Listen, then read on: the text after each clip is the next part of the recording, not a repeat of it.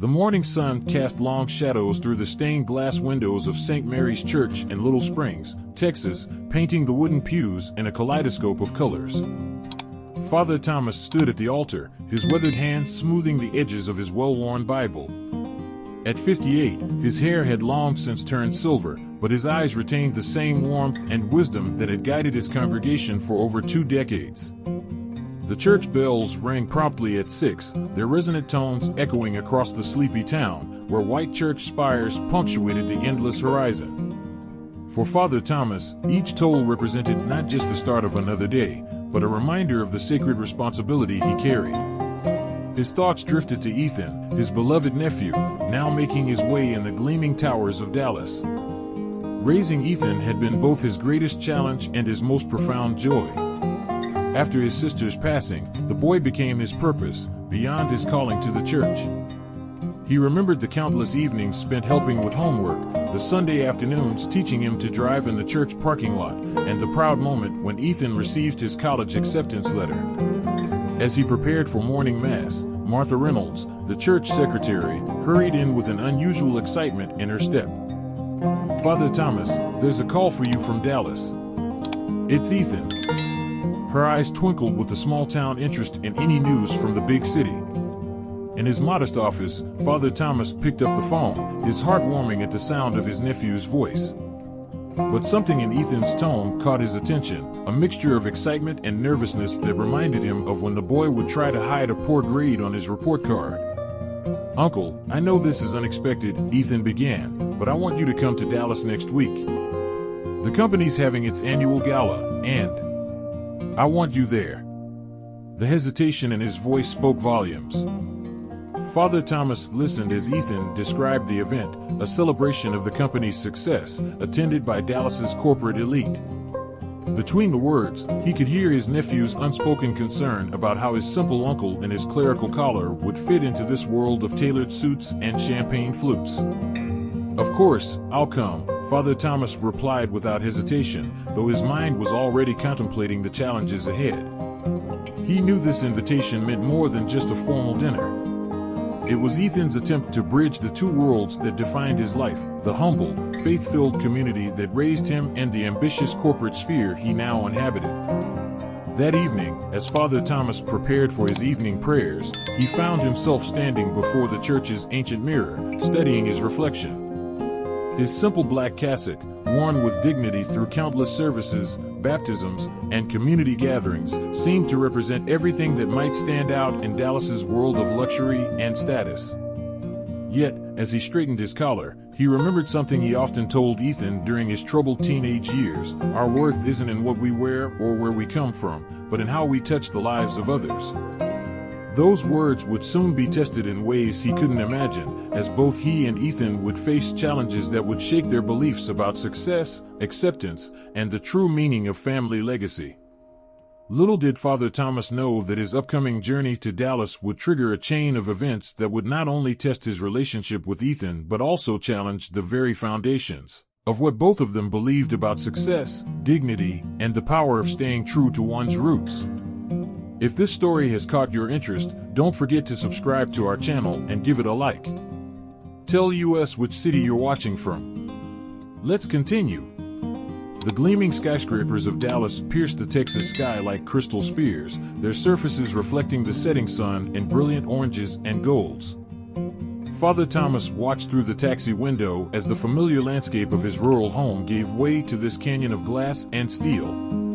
His small leather suitcase, containing his best cassock and a few personal items, sat beside him, a humble collection against the backdrop of luxury that surrounded him. The taxi pulled up to the Stellar Plaza Hotel, where Ethan had insisted he stay. The doorman's carefully neutral expression as he helped with the suitcase didn't escape Father Thomas's notice.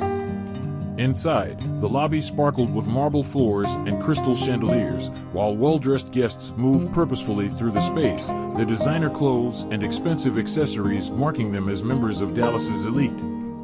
"Uncle Thomas." Ethan's voice cut through the sophisticated murmur of the lobby. Father Thomas turned to see his nephew approaching, and for a moment, his heart squeezed with pride and concern. Ethan looked every inch the successful executive in his tailored suit, but there was something in his eyes, a flicker of anxiety that seemed out of place on his usually confident face. They embraced, and Father Thomas could feel the tension in his nephew's shoulders. "I'm so glad you made it," Ethan said, but his eyes darted around the lobby as he spoke.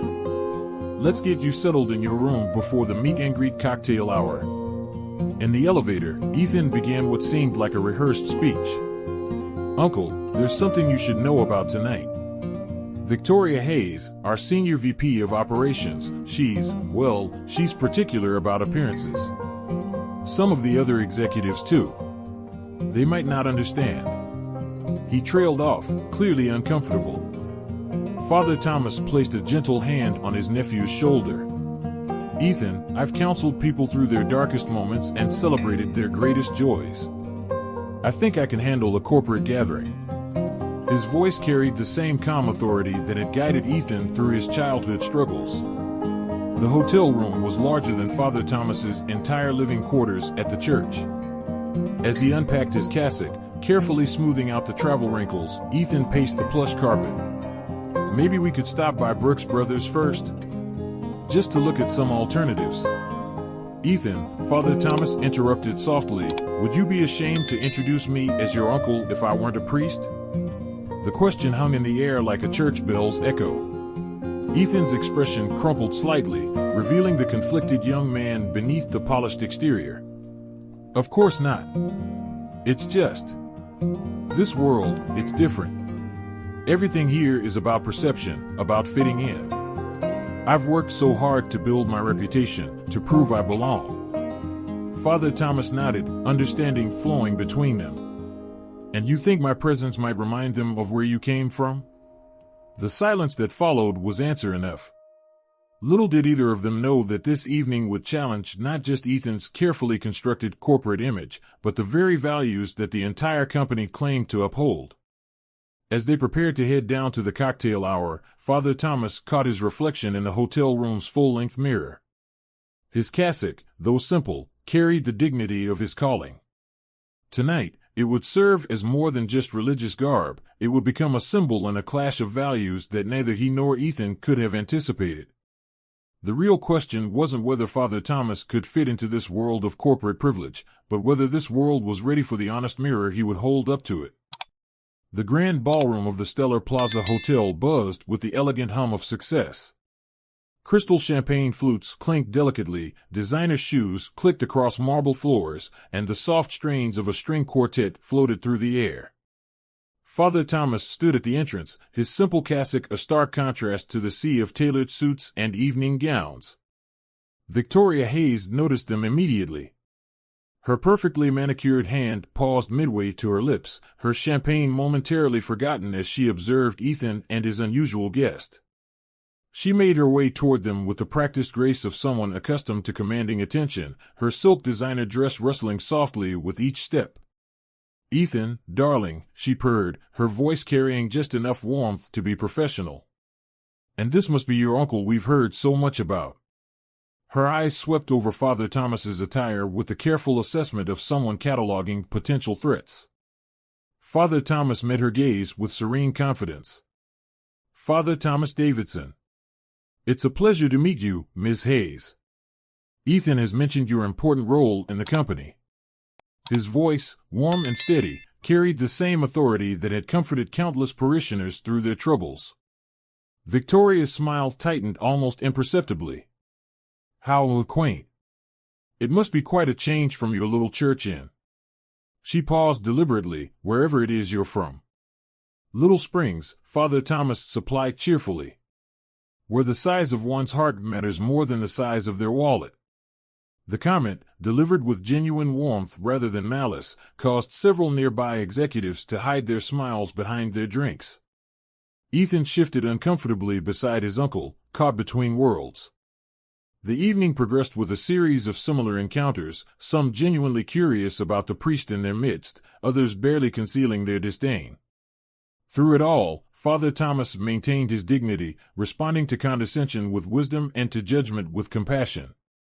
The situation reached a turning point when Victoria gathered a small group for what she called a casual chat about backgrounds and opportunities. It's remarkable, really, she said, her voice carrying just far enough to reach neighboring conversations. How some people manage to rise above their circumstances.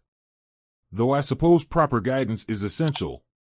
Not everyone can be expected to understand the complexities of our world. Before Ethan could react, William Carter, the company's CEO, stepped into the circle.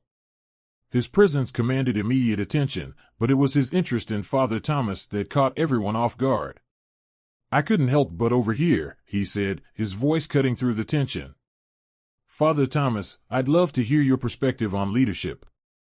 In my experience, those who guide communities often have insights that boardrooms sorely lack. The conversation that followed would change the course of the evening in ways no one expected. As Father Thomas began to speak about his experiences nurturing not just faith, but hope in his community, something shifted in the atmosphere of the grand ballroom. His words, shaped by years of serving others, began to weave a different kind of spell than the one Victoria had intended. William Carter listened intently, his expression growing more thoughtful with each passing moment. The story of how Father Thomas had guided not just Ethan but countless others through their struggles seemed to resonate with something deep in the CEO's understanding of true leadership. But as the evening approached its crucial moment, no one could have predicted how this simple priest's presence would challenge everything these corporate leaders thought they knew about success, integrity, and the real meaning of influence. The crystal chandeliers dimmed as William Carter took his place at the podium, the soft lighting creating an intimate atmosphere in the vast ballroom. His commanding presence drew all eyes, but there was something different in his demeanor tonight, a vulnerability that his employees had never witnessed before. Success, he began, his voice carrying across the hushed room, is a word we use frequently in these halls. We measure it in quarterly reports, stock prices, and market share. He paused, his gaze sweeping across the crowd before settling on Father Thomas. But tonight, I want to share a different kind of success story. Victoria Hayes stood near the front, her perfectly composed expression masking her growing unease. She watched as Carter deviated from his usual script about corporate achievements and growth projections. Something was different about him tonight, and she couldn't quite put her finger on what had changed. 30 years ago, Carter continued, I was not the man you see before you. I was a troubled teenager in a small town in Nebraska, angry at the world and heading down a destructive path. The revelation sent whispers rippling through the crowd. This was not the polished origin story of William Carter that appeared in business magazines. But there was one person who saw beyond my rebellion, who believed in me when no one else did, a young priest who had just arrived in our parish. Carter's voice softened with emotion. His name was Father Michael Davidson. Father Thomas's eyes widened in recognition. Michael, his older brother who had served in Nebraska before being transferred to Europe. The same brother who had rarely spoken about his time there, but had always emphasized the importance of giving people second chances. Father Michael Davidson gave me my first job, cleaning the church grounds, Carter revealed. He taught me about responsibility, dignity, and the true meaning of leadership. Without his guidance, I wouldn't be standing here today. His eyes met Father Thomas's across the room. When I learned that Ethan's uncle was a priest named Davidson, I had to know if there was a connection. The resemblance is remarkable, the same wisdom in the eyes, the same unwavering belief in human potential. The ballroom fell silent as the implications of this revelation sank in. Victoria's carefully constructed narrative about background and social status began to crumble. The CEO of their company, the very embodiment of corporate success, had emerged from the same kind of humble beginnings she had spent the evening subtly mocking. But Carter wasn't finished. He reached into his jacket and pulled out an aged photograph. This picture was taken the day Father Michael helped me apply for college. The image, projected on the grand screen behind him, showed a younger, unrecognizable William Carter standing beside a priest who could have been Father Thomas's twin. Tonight, we're not just celebrating corporate success, Carter declared, his voice growing stronger. We're celebrating the invisible threads that connect us all, the mentors who shape us, and the courage it takes to remain true to our values. As he spoke, Ethan noticed something strange in Victoria's reaction. Her usual confident pose had given way to visible distress, and she clutched her phone with trembling hands. A notification had just lit up her screen, and whatever message she had received had shattered her composed facade.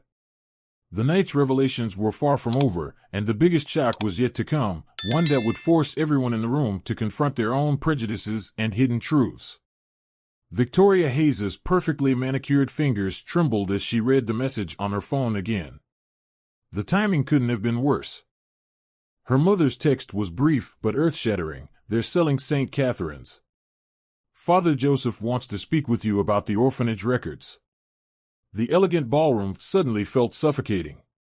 Here she stood, in her $1,000 dress and designer heels, while her carefully constructed world threatened to unravel.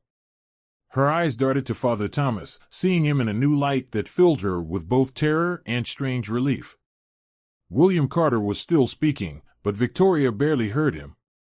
Her mind raced back 25 years to another church, another priest who had shown kindness to a scared young girl left on the steps of St. Catherine's Home for Children. A girl who had later reinvented herself, buried her past, and climbed the corporate ladder with fierce determination. Father Thomas noticed the change in Victoria's demeanor. Years of pastoral care had taught him to recognize genuine distress beneath any facade. He watched as she quietly slipped toward the terrace doors, away from the crowd that hung on Carter's every word. Ethan, caught up in the revelation about Carter's connection to his family, almost missed this subtle exit. But something in his uncle's expression drew his attention to Victoria's retreat. Without drawing attention, Father Thomas made his way to the terrace, following an instinct honed by decades of helping troubled souls. The cool evening air carried the distant sounds of city traffic up to the terrace. Victoria stood at the railing, her composed image cracking like fine china.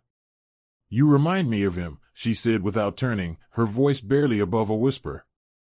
"Father Joseph. He was the only one who saw you for who you really were." Father Thomas finished gently, moving to stand beside her. Victoria turned, surprise and vulnerability warring on her face. "How did you?" "St. Catherine's was my first assignment before Little Springs," Father Thomas replied softly. "I remember a young girl who used to help organize the library books. She had a remarkable talent for creating order from chaos." The color drained from Victoria's face. "You were there? Before Father Joseph?"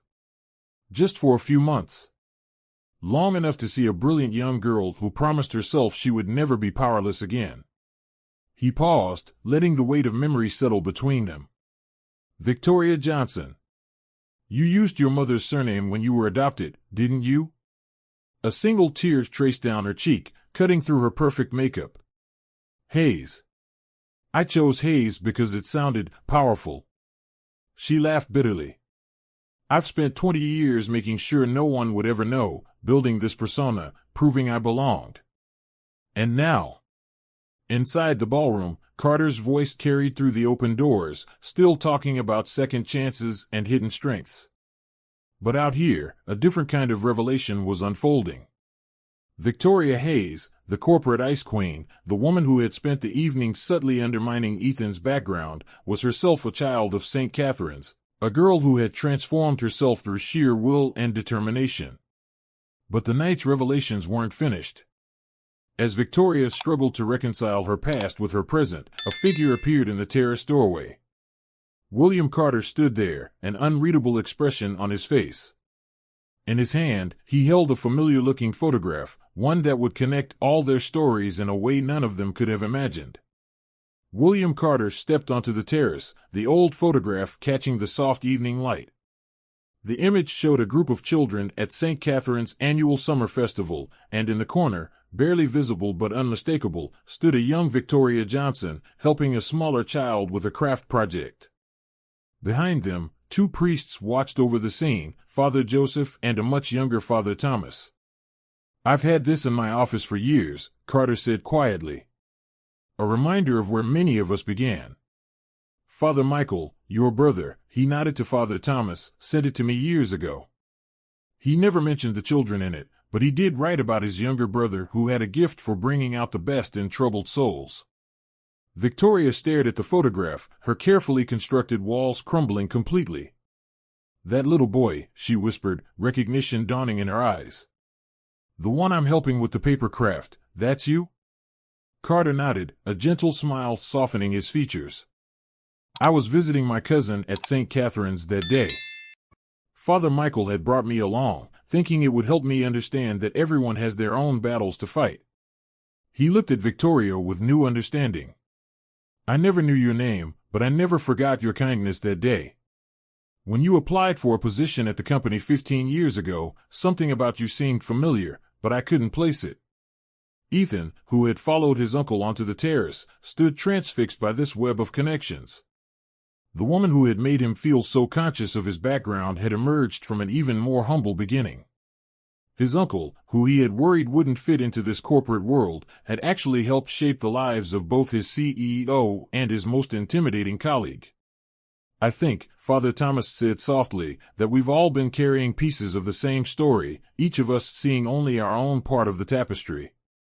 Victoria straightened, years of practiced poise warring with raw emotion. "All this time, I've been so afraid of anyone discovering my past. I thought I had to be harder, more perfect, more everything." She turned to Ethan, her eyes filled with remorse. "I saw in you what I was running from. I'm so sorry." Carter placed the photograph on the terrace table. "Tomorrow, I'm announcing a new initiative. The Hayes-Davidson Foundation for Educational Empowerment. Victoria, I want you to lead it." He smiled at her shocked expression. Who better to understand the transformative power of education and opportunity than someone who has lived it? Inside the ballroom, the party continued, unaware of the profound transformation taking place on the terrace. But in that moment, surrounded by the glittering Dallas skyline, four people from vastly different worlds found themselves bound together by threads of compassion, understanding, and shared history. Father Thomas looked at his nephew, seeing not just the successful executive, but the boy who had grown into a man capable of bridging worlds. Ethan, in turn, realized that his uncle's simple wisdom had already touched this corporate realm in ways he never could have imagined. As they prepared to rejoin the party, Victoria hesitated. "Father Thomas, would you say a prayer? Like Father Joseph used to at St. Catherine's?" And there, on a luxury hotel terrace in downtown Dallas, a priest's gentle voice rose above the city noise, weaving together past and present, pain and healing, success and humility, reminding them all that true transformation begins with the courage to embrace every chapter of our story. The end. Dear viewers, as our tale draws to a close, we invite you to reflect on your own journey of transformation. What hidden connections might be waiting to be discovered in your life? Like our characters, each of us has a story worth telling. If this journey has touched your heart, please subscribe to our channel and share your thoughts in the comments below. Together, we'll continue exploring the extraordinary stories that remind us of our shared humanity. Don't forget to hit that like button and turn on notifications for more inspiring tales that celebrate the power of understanding, forgiveness, and the courage to be authentically ourselves.